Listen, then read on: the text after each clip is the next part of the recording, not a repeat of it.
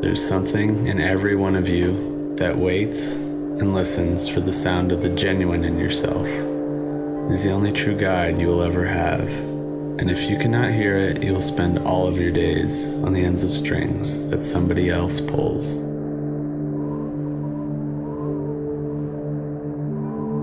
This ancient trail wanders along through relentless weather with 6,000-meter giants touching the sky above. Everything we've heard of this place, everything we've read, nothing could prepare us.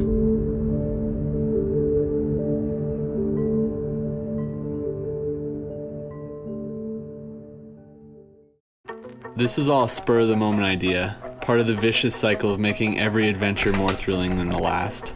Our goal was to circumnavigate the HUAYHUASH range in the Peruvian Andes, perhaps disproportionate to anything the three of us had ever done. After several blurred days of travel from Colorado, we dialed in the gear, built up the bikes, and were stoked to ride.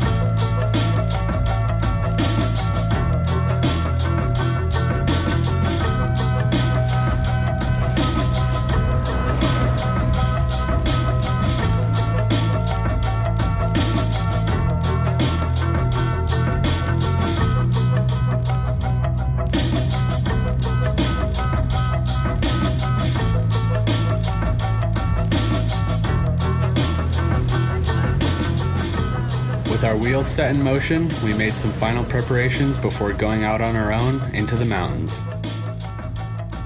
We're leaving at 4 a.m. tomorrow morning, and we start our ride.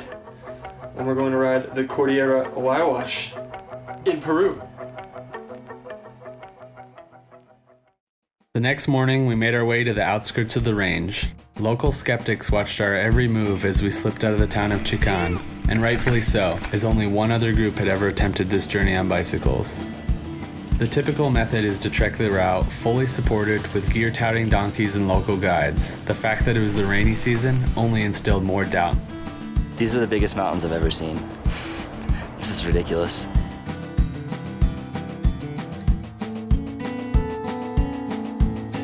With every pedal stroke, the lines began to blur between the developed and the wilderness.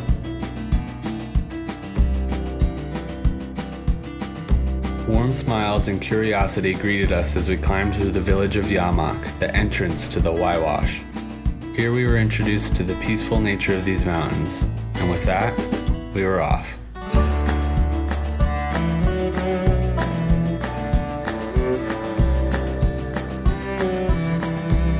Got our first view of the glaciers up here in the HUAYHUASH range, and we're heading up to Matacancha Pass, which is just up there in the clouds, so it's about to get foggy. Yeah! It's putting the horsepower down on us. Literally. One word, Thomas, one word. Starting our first big climb. Definitely hike a bike, there's no riding up this.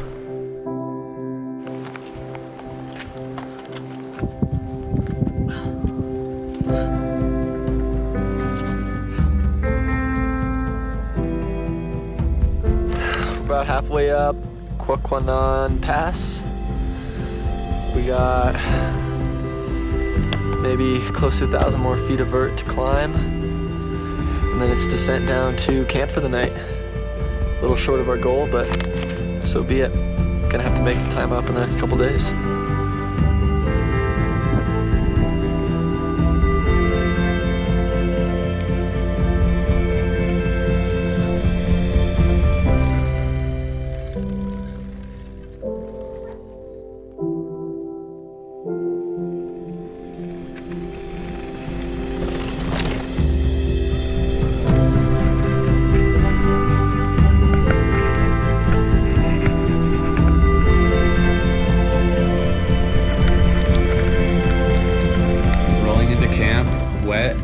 healthy and exhausted.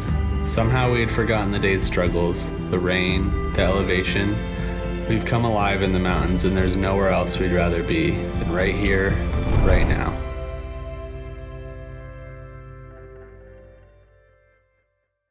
It's gonna be the start of our third day. We only got one pass to make it over, and at least we're getting an early start.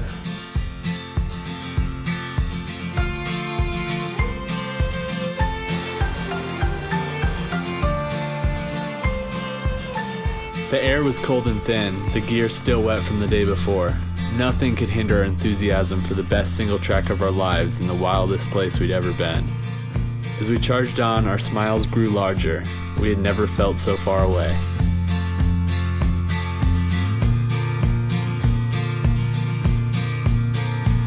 How do you guys feel? That good, huh? Nice.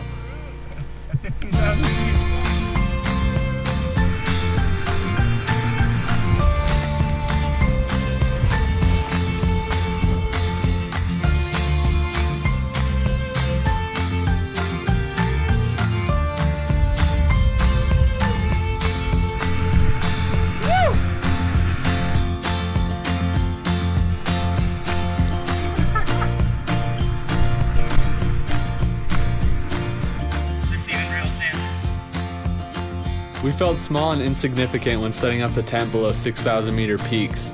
The thundering sound of glaciers cracked as we managed to get some rest. Now let's cook some hash browns. It's raining. We're at 14,000 feet, camping. Third day, HUAYHUASH. Hell yeah. Oh, I don't like this. How to cook in the vestibule, 101. Isn't that what they tell you not to do? Yep.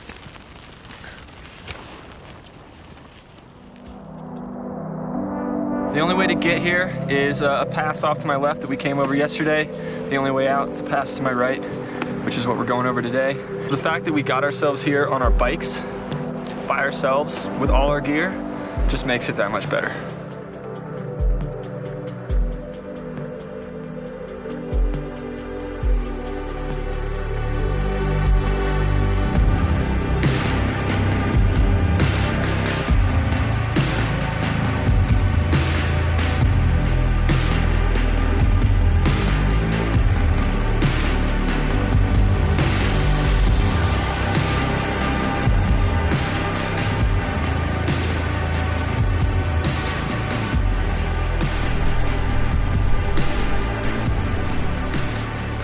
Keep climbing higher and higher, but the views just keep getting better. It's all worth it.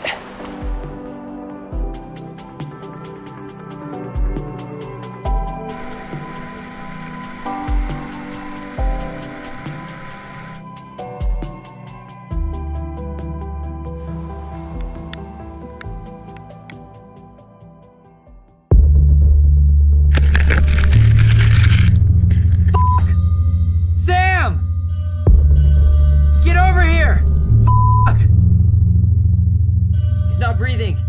Come on. Oh shit. Come on.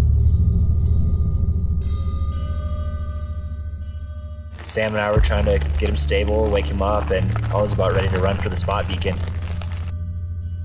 Today is one of those days I never want to have to experience again. Joey took a pretty good digger up here at the base of this glacier below Sula Grande.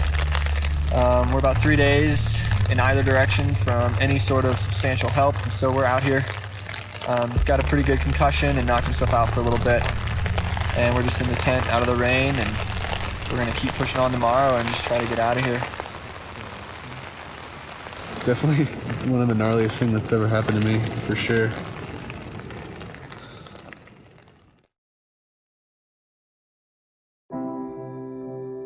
The previous day I got the worst concussion I've ever had. It scared the hell out of me, but the only option was to keep going. There was no help to be found out here. After hours and hours of climbing, we made it to the highest point on the loop. Nice analogy for those of you at home. It'd be like pushing a wheelbarrow up a staircase while trying to breathe through a drinking straw. Yes! I think Joey and Sam would agree with me on that one.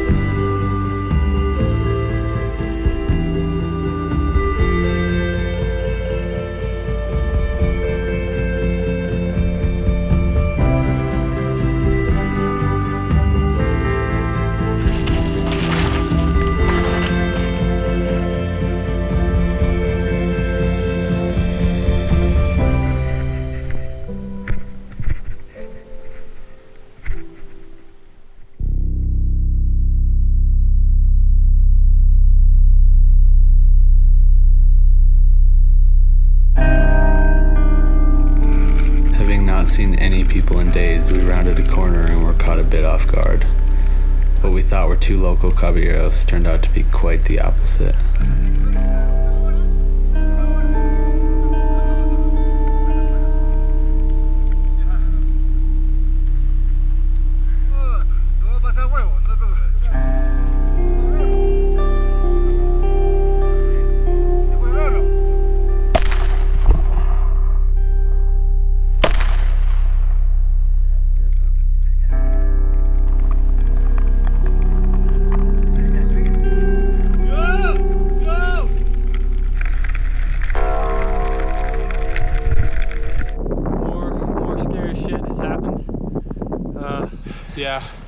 Yeah, we ran into those two guys, and that super drunk guy immediately pointed the gun at my face, and it was super sketchy. I've been that scared a long time. He's just pointing his pistol, finger on the trigger, right in my face, and then lifts it up and shoots it. It's not super cool. Cruising out of the Cordillera HUAYHUASH right now. Getting chased out by rainstorms as usual, but super stoked that the guys brought some beer and didn't tell me. Slammed some nice New Belgiums. Now we're cruising on our way. Definitely a little bit tipsy. We're up here in altitude.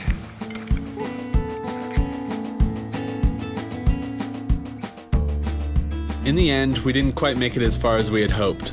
Only 3/4 of the loop in 7 days. Between rainstorms, concussions, and waving guns, the HUAYHUASH had ripped at our eager ambitions.